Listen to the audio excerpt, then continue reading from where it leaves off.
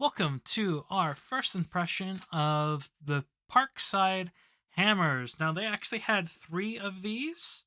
They had the claw hammer, they had the rubber mallet, and they also had an engineer's hammer, which I didn't buy because honestly, I don't really need it.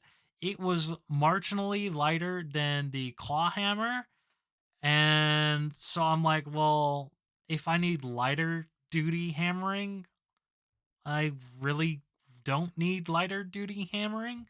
And it wasn't like a ball peen. It was, it came to a point at the end.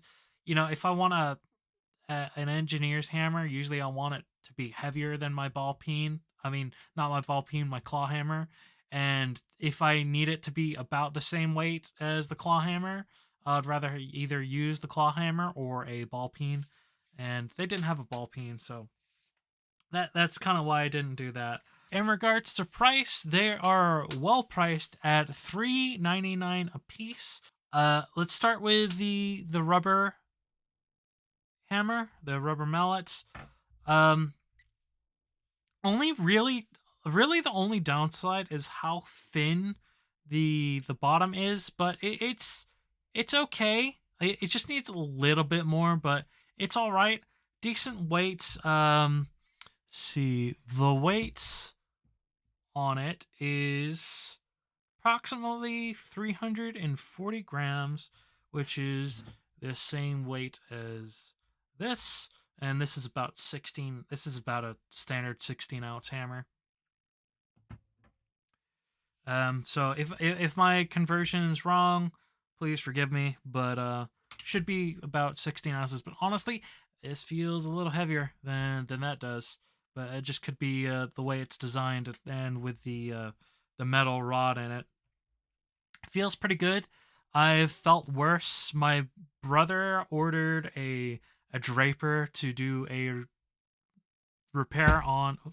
My brother ordered a draper to do a repair on his chair, and apparently got the job done, but it tore up in the first use.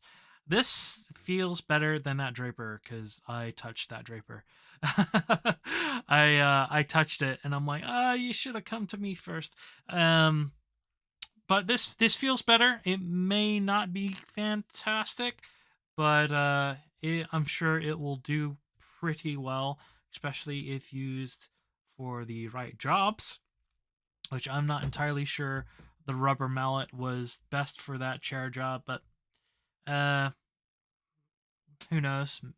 Maybe the only alternative would have been a dead blow. And then we have the claw hammer here, which the end is way too thin. Honestly, this reminds me a lot of the Pittsburgh ones at Harbor Freight, other than this being a little bit thinner and um, a little bit more round. I think the well, no, I think the Pittsburgh ones are round, and then they kind of get sharp on the fiberglass on the sides. But anyway, very similar. It does feel a little bit better quality on the fiberglass. The Pittsburgh ones, um, honestly, feel kind of garbage, and the head feels properly weighted, whereas the Pittsburgh ones feels underweight.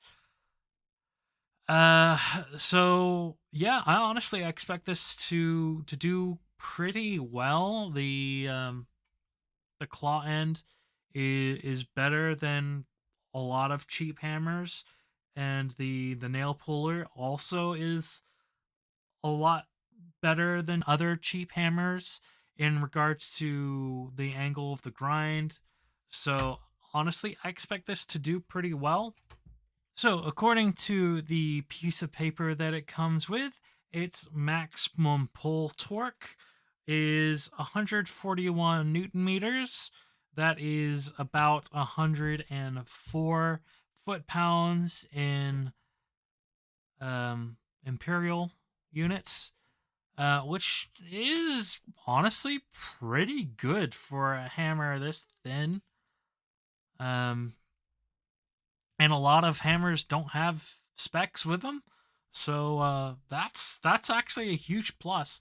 I'm expecting a lot from this, But again, I do wish that this was a little bit thicker and maybe rubberized. I'm expecting a little bit of reverb, but fiberglass is usually pretty good with that. So we'll see.